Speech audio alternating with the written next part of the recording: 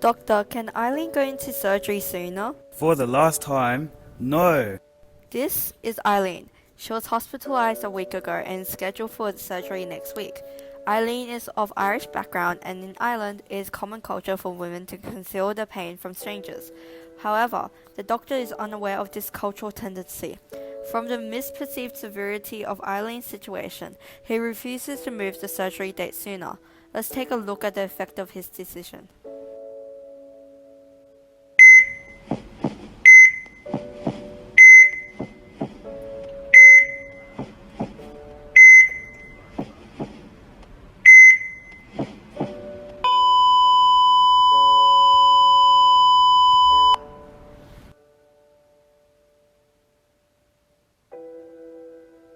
Despite suffering from a highly treatable illness, Eileen passed away. But something so simple could have saved her: cultural competence. So why is cultural competence important in communication? Well, greater cultural competence would allow doctors to minimize the risk of misunderstandings in communication with diverse patients.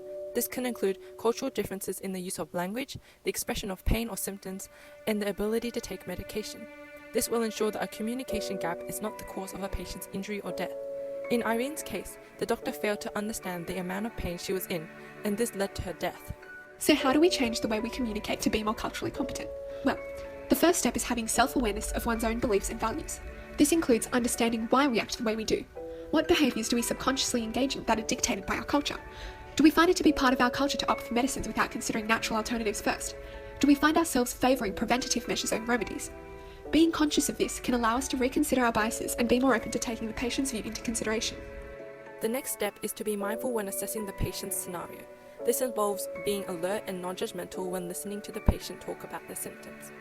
Being mindful also has greater emphasis on observing and listening to culturally diverse patients. The ultimate aim is to understand the underlying values and logic that shape their actions.